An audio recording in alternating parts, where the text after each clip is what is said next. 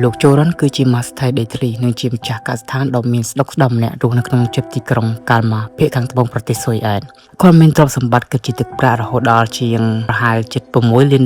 ទោះបីជាមានលុយវ៉ាលានក៏ដោយក៏លោកโจរ៉ាន់ជាមនុស្សរស់នៅសន្សំសំចៃបំផុតរហូតដល់ថ្នាក់មើលទៅដូចជាមនុស្សខ្វះខាតគាត់មានកូនស្រី2នាក់គឺសារ៉ានិងម៉ារីយ៉ាក្នុងនោះកូនស្រីច្បងឈ្មោះសារ៉ាគឺជាអ្នករស់នៅនិងជួយធ្វើការងារក្នុងកសិដ្ឋានជាមួយគាត់ផ្ទាល់នៅចុងខែសីហាឆ្នាំ2012លោក Goran បានបាត់ខ្លួនពីផ្ទះរបស់គាត់ដោយគ្មានបន្សល់ទុកស្លាកស្នាមអ្វីទាល់តែសោះអ្នកនៃធនាគាររបស់គាត់មិនមានចលនាហើយទូរស័ព្ទក៏មិនអាចទាក់ទងបានដំបូងឡើយគ្មាននរណាចាប់អារម្មណ៍ឡើយរហូតដល់ពេល5សប្តាហ៍ក្រោយមកទើបកូនស្រីពៅឈ្មោះ Maria បានទូរស័ព្ទទៅប៉ូលីសដែលក្តីបារម្ភនិងបានទម្លាយរឿងរ៉ាវសង្ស័យមួយ Maria ជឿជាក់ថាបងស្រីរបស់នាង Sarah និងមិត្តប្រុសឈ្មោះ Martin គឺជាអ្នកនៅពីក្រោយការបាត់ខ្លួនរបស់ឪពុកពួកគេលោក Goran ធ្លាប់មានទំនាស់យ៉ាងខ្លាំងចំពោះទំនាក់ទំនងស្នេហារវាង Sarah និង Martin ព្រោះគ្រួសាររបស់ Martin គឺជាគូសត្រូវដេកធ្លីនឹងគ្នារាប់ចំនួនមកហើយជាងនេះទៅទៀត Goran យល់ថា Martin គឺជាមនុស្សជ្រុលច្រអូសនិងចង់បានតែទ្រព្យសម្បត្តិគ្រួសារគាត់ប៉ុណ្ណោះមុនពេលបាត់ខ្លួន Goran ថែមទាំងបានកាត់ផ្តាច់មរតកនិងដកសិទ្ធិគ្រប់គ្រងដីធ្លីពី Sarah ទៀតផងប្រសិនបើនាងមិនព្រមបែកពី Martin ប៉ូលីសបានចាប់ផ្ដើមស៊ើបអង្កេតទៅលើ Sarah និង Martin ប៉ុន្តែពួកគេទាំងពីរមានភាពវៃឆ្លាតខ្លាំងពួកគេបានប្រកែកថាមិនដឹងឮ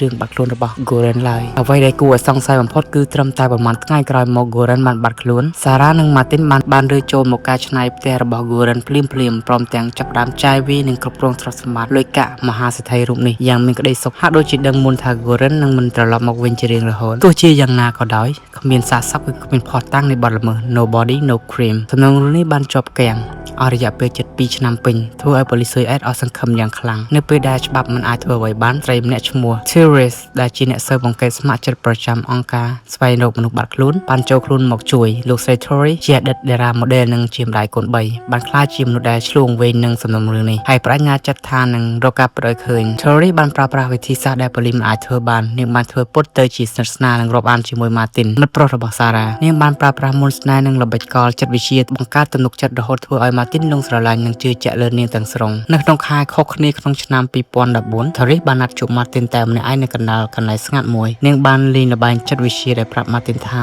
នាងដឹងរឿងគ្រប់យ៉ាងហើយនាងចង់ជួយលាក់បាំងភស្តុតាងនិងចង់រៀបចំអនាគតជាមួយគាត់ដោយសារ